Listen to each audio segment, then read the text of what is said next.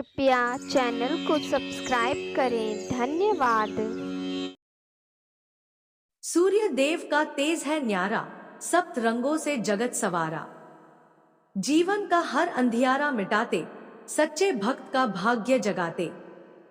सूर्य देव की जय। हे सूर्य देव, आप हम सभी भक्तों पर अपनी कृपा सदा ही बनाए रखना। सभी भक्तों के घर परिवार में सुख समृद्धि का वास देना। मित्रों, हमारे सनातन धर्म में रविवार का दिन सूर्य देव को समर्पित किया गया है। ज्योतिष शास्त्र के अनुसार 9 ग्रहों में से सूर्य देव को सभी ग्रहों का राजा माना गया है। सूर्य देव की पूजा आराधना करने से कुंडली के सभी दोष दूर हो जाते हैं और साथ ही सूर्य देव का आशीर्वाद भी प्राप्त होता है। कुंडली में सूर्य यदि मजबूत अवस्था में हो तो व्यक्ति को समाज में मान सम्मान और सुख समृद्धि की प्राप्ति होती है। कहा जाता है कि जो भी भक्त रविवार के दिन सूर्य देव की पूजा आराधना करता है और उनकी इस कथा का श्रवण करता है, भगवान सूर्य देव उस व्यक्ति पर सदा ही अपनी कृपा बनाए रखते हैं। तो चलिए मित्रों, नवग्रहों के स्वामी सूर्य देव को प्रणाम करते हुए सुनते हैं रविवार के दिन सूर्य देव की पौराणिक कथा। आशा करते हैं आप कथा को पूरे सच्चे मन से श्रवण करेंगे और कथा शुरू होने से पहले सूर्य देव की जय जरूर कहे।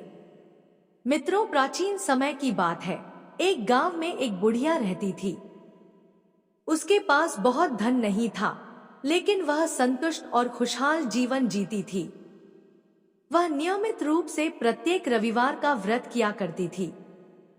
इसी प्रकार वह हर रविवार को व्रत करती और सुबह जल्दी उठकर स्नानादि से निवृत्त होकर अपने घर के आंगन को गोबर से लीपकर साफ सुथरा करती थी। यह उसकी आदत थी कि वह सुबह सूर्योदय से पहले उठकर अपने घर को सजाती और भगवान सूर्य देव की आराधना करती थी। सूर्य देव की पूजा के बाद वह व्रत कथा सुनती और सूर्य देव को भोग लगाती। वह दिन में केवल एक बार भोजन करती थी और बाकी दिन पूजा पाठ में ही बिताती थी। सूर्य भगवान की अनुकंपा से बुढ़िया को किसी प्रकार की चिंता एवं किसी भी प्रकार का कोई कष्ट नहीं था एवं उसका जीवन सुखमय था। उसकी भक्ति इतनी सच्ची थी कि वह सभी प्रकार के सांसारिक दुखों से दूर थी। अब तो समय के साथ उसकी मेहनत और भक्ति का फल उसे मिलने लगा और धीरे धीरे उसका घर धन धान्य से भरपूर होने लगा। उस बुढ़िया को सुखी और संपन्न होते देख उसकी पड़ोसन उससे जलने लगी, क्योंकि अधिक आयु होने के कारण बुढ़िया अब गाय की सेवा नहीं कर सकती थी, तो इसलिए उसने कोई गाय नहीं पाल रखी थी। असल में बुढ़िया अपनी पड़ोसन के आंगन में बंधी गाय का गोबर घर लीपने के लिए ले आती थी, ताकि वह अपने घर को साफ सुथरा कर सके और पूजा कर सके। बुढ़िया की संपन्नता देख उसकी पड़ोसन को उससे जलन होने लगी थी। पड़ोसन को लगता था कि बुढ़िया के पास गाय तो नहीं है, फिर भी वह हर रविवार अपने आंगन को मेरी गाय का गोबर ले जाकर लीपती है, और यह बात पड़ोसन को बहुत खलती थी। एक रविवार को पड़ोसन ने अपनी गाय को घर के भीतर बांध लिया ताकि बुढ़िया को गोबर न मिले। बुढ़िया को इस बात का अंदाजा नहीं था। जब उसने देखा कि गोबर नहीं है, तो वह निराश हो गई और अपने आंगन को लीप नहीं पाई। उसने उस दिन सूर्य देव की पूजा नहीं की और भोग भी नहीं लगाया। बुढ़िया पूरे दिन उपवास में रही और भूखी प्यासी सो गई। उसकी श्रद्धा और आस्था सूर्य देव के प्रति अडिग थी, लेकिन बिना पूजा के वह बहुत दुखी थी। प्रातः काल जब सूर्योदय से पूर्व उस बुढ़िया की आंख खुली, तो वह अपने घर के आंगन में सुंदर गाय और बछड़े को देखकर हैरान हो गई। गाय को आंगन में बांधकर उसने जल्दी से उसे चारा लाकर खिलाया। बुढ़िया की पड़ोसन ने उस बुढ़िया के आंगन में बंधी सुंदर गाय और बछड़े को देखा तो वह उससे और अधिक जलने लगी। तभी गाय ने सोने का गोबर किया। गोबर को देखते ही पड़ोसन की आंखें फटी की फटी रह गई। पड़ोसन ने उस बुढ़िया को आसपास न पाकर तुरंत उस गोबर को उठाया और अपने घर ले गई। इसके बाद पड़ोसन अपनी गाय का गोबर वहां रखाई और इस तरह वो रोज यही करने लगी। सोने के गोबर से पड़ोसन कुछ ही दिनों में धनवान हो गई। गाय प्रतिदिन सूर्योदय से पूर्व सोने का गोबर किया करती थी और बुढ़िया के उठने के पहले पड़ोसन उस गोबर को उठाकर अपने घर ले जाती थी। और बहुत दिनों तक बुढ़िया को सोने के गोबर के बारे में कुछ पता ही नहीं चला। बुढ़िया इसी तरह हर रविवार को भगवान सूर्यदेव का व्रत करती रही और कथा सुनती रही। लेकिन जब एक दिन सूर्य भगवान को जब पड़ोसन की चालाकी का पता चला तो उन्होंने तेज आंधी चलाई।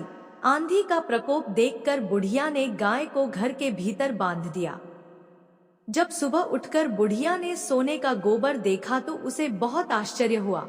उस दिन के बाद से बुढ़िया गाय को घर के भीतर बांधने लगी। सोने के गोबर से बुढ़िया कुछ ही दिन में बहुत ही अधिक धनी हो गई। उस बुढ़िया के धनी होने से पड़ोसन बुरी तरह जल भुनकर राख हो गई और उसने अपने पति को समझा बुझाकर नगर के राजा के पास भेज दिया। सुंदर गाय को देखकर राजा बहुत खुश हुआ। उसने गाय को महल में ही रखवा लिया। सुबह जब राजा ने सोने का गोबर देखा तो उसके आश्चर्य का ठिकाना न रहा। अब तो बुढ़िया सूर्य देव से अपनी गाय वापस पाने के लिए प्रार्थना करने लगी। सूर्य भगवान को भूखी प्यासी बुढ़िया को इस तरह प्रार्थना करते देख उस पर बहुत करुणा और दया आई। उसी रात सूर्य भगवान ने राजा को स्वप्न में कहा, राजन, बुढ़िया की गाय व बछड़ा तुरंत लौटा दो, नहीं तो तुम पर विपत्तियों का पहाड़ टूट पड़ेगा, तुम्हारा महल नष्ट हो जाएगा। सूर्य भगवान के स्वप्न से बुरी तरह भयभीत राजा ने प्रातः उठते ही गाय और बछड़ा बुढ़िया को लौटा दिया। साथ ही राजा ने बहुत सा धन देकर बुढ़िया से अपनी गलती के लिए क्षमा मांगी। राजा ने पड़ोसन और उसके पति को उनकी इस दुष्टता के लिए दंड दिया। फिर राजा ने पूरे राज्य में घोषणा कराई कि सभी स्त्री पुरुष रविवार का व्रत किया करें।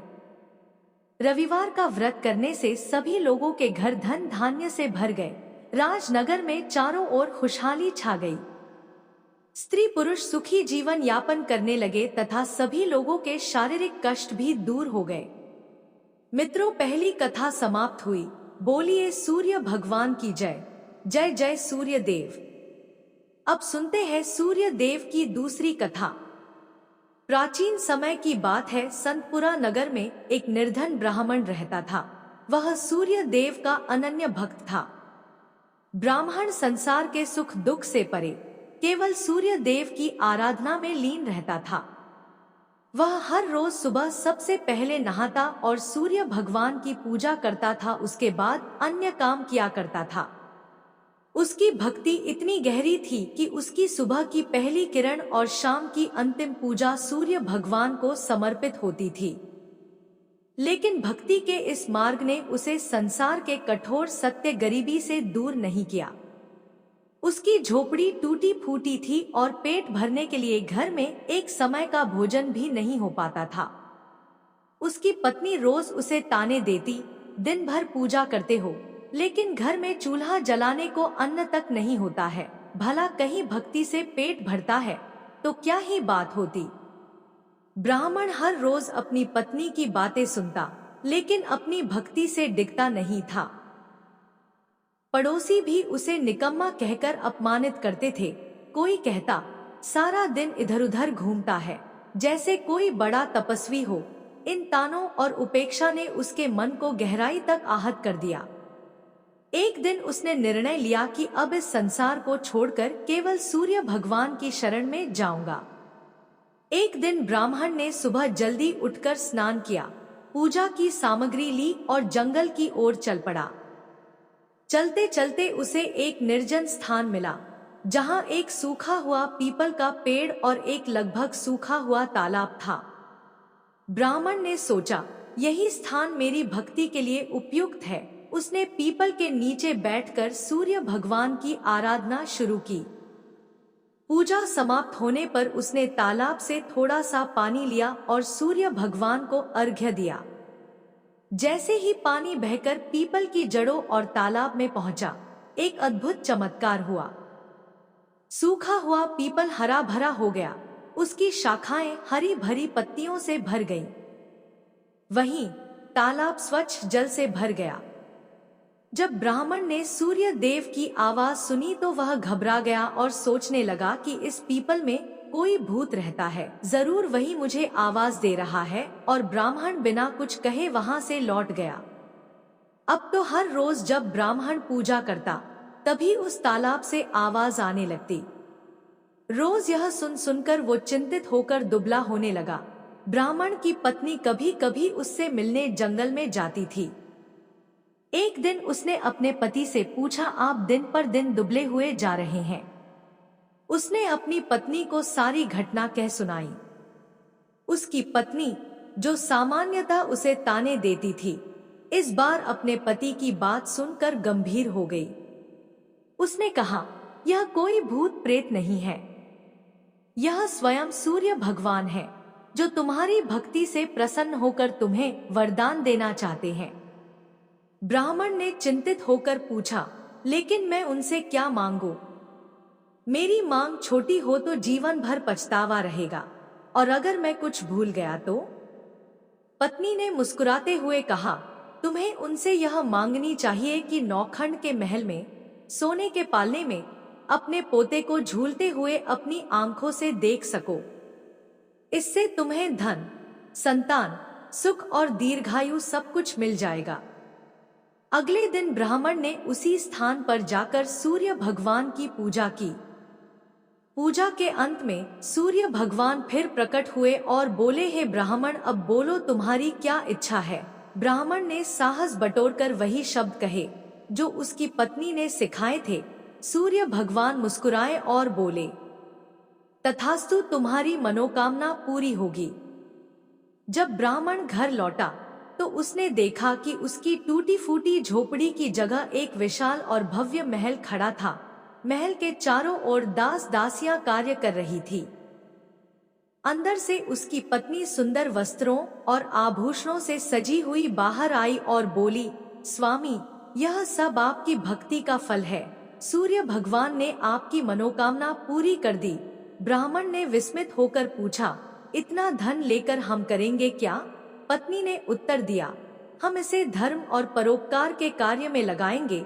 यज्ञ, हवन और दान पुण्य से ही इस धन का सही उपयोग होगा। और इस प्रकार से ब्राह्मण की ख्याति शीघ्र ही नगर भर में फैल गई। जब राजा को इस बात का पता चला तो उसने ब्राह्मण को अपने दरबार में बुलाया और पूछा, कल तक तो तुम्हारे पास खाने को अन्न नहीं था, आज यह वैभव कहां से आ गया? क्या तुमने चोरी की है? डर के कारण ब्राह्मण ने पूरी घटना विस्तार से राजा को बताई।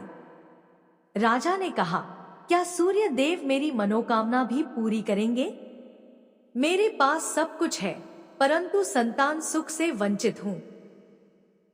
ब्राह्मण ने राजा को सूर्य भगवान की आराधना की विधि बताई और राजा ने पूरे नियम और श्रद्धा से सूर्य भगवान की पूजा की।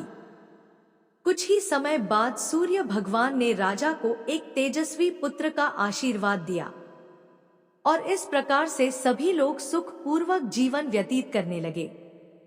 मित्रों, इस कथा से हमें यह सीख मिलती है कि सच्ची भक्ति में अद्भुत शक्ति होती है। भक्ति का मार्ग कठिन अवश्य है, परंतु यदि श्रद्धा और समर्पण सच्चा हो तो ईश्वर की कृपा से असंभव भी संभव हो सकता है। ब्राह्मण की निष्ठा और विश्वास ने न केवल उसे सुख समृद्धि प्रदान की, बल्कि संसार को यह संदेश भी दिया कि धर्म और परोपकार से ही सच्चा जीवन संभव है। कथा समाप्त हुई। बोलिए मित्रों, सूर्य नारायण भगवान की जय। अब सुनते हैं अंतिम कथा। एक समय की बात है जब सूर्य नारायण भगवान अपनी पत्नी रानी संज्ञा के साथ सुखमय जीवन बिता रहे थे। एक दिन रानी संज्ञा के मायके से संदेश आया कि उन्हें अपने पीहर आकर कुछ समय बिताना चाहिए। रानी संज्ञा का मायके जाने का मन नहीं था, लेकिन सूर्य भगवान ने उन्हें समझाया और आग्रह किया कि वह मायके जाए। उन्होंने वादा किया कि वह उनके लिए बहुत सारी सुंदर और उपयोगी वस्तुएं भेजेंगे और इस तरह से रानी संज्ञा मायके चली गई। कुछ समय बाद सूर्य भगवान ने उनके लिए कई वस्तुएं भेजी, जिनमें चौपड़ पासा, पचेटा, आती डोरा और मिठाइयां थी। उन्होंने इन वस्तुओं को बड़े प्यार से भेजा ताकि रानी संज्ञा खुश हो सके। रानी संज्ञा की भाभिया स्वभाव से चंचल और मजाकिया थी। उन्होंने सूर्य भगवान द्वारा भेजे गए इन उपहारों के डिब्बों को खोला और सारा सामान निकालकर उनकी जगह कंकड़, पत्थर और कांटे भर दिए, और फिर उन्होंने डिब्बों को वैसे ही बंद कर दिया जैसा उन्हें मिला था। जब रानी संज्ञा ने इन डिब्बों को खोला और उनमें से सामान निकालने के लिए हाथ डाला तो उनके हाथ में कांटे चुभ गए। उनकी भाभिया यह देख जोर जोर से हंसने लगी। यह देखकर रानी संज्ञा को बहुत गुस्सा आया, लेकिन वह कुछ कह नहीं पाई। कुछ समय बाद सूर्य भगवान रानी संज्ञा को वापस लेने आए, लेकिन जब रानी संज्ञा ससुराल लौट आईं, तो उन्होंने सूर्य भगवान से बात करना बंद कर दिया। यहाँ तक कि वह अपनी सासू माँ और अन्य परिजनों से भी कोई बात नहीं करती थी। अब तो सूर्य भगवान को यह बात बहुत अजीब लगने लगी। उन्होंने अपनी माँ से पूछा, माताजी, क्या रानी संज्ञा आपसे बात करती है? उनकी माँ ने कहा, नहीं बेटा, जब से वह मायके से लौटी है उन्होंने किसी से बात नहीं की। सूर्य भगवान को यह चिंता का विषय लगा। उन्होंने अपनी माँ से कहा, आज आप उनसे कहिए कि घर में साल यानी चावल की बोरी रखी है, उससे चावल निकालें, लेकिन ध्यान रखें कि एक भी चावल टूटना नहीं चाहिए। जब रानी संज्ञा को यह काम बताया गया तो वह और अधिक दुखी हो गई और उन्होंने अकेले में बैठकर रोना शुरू कर दिया। फिर वह छत पर गई और चिड़ियों को पुकारने लगी। उन्होंने चिड़ियों से कहा, मैंने हमेशा तुम्हें दाना डाला है, अब मेरी मदद करो और इन चावलों को छील दो। चिड़ियों ने उनकी पुकार सुनी और सभी चावल छीलकर उड़ गईं। सायंकाल में सूर्य भगवान ने अपनी माँ से फिर पूछा, माताजी, रानी संज्ञा ने कुछ कहा? माँ ने जवाब दिया, नहीं बेटा, वह कुछ नहीं बोली। सूर्य भगवान ने कहा, अब आप उनसे कहिए कि 108 छेद वाली मटकियों में पानी भरें। जब रानी संज्ञा को यह काम बताया गया तो वह तालाब के पास जाकर बैठ गई और वहीं रोने लगी। उनकी हालत देखकर मेंढकियां उनके पास आईं और पूछा, आप क्यों रो रही हैं?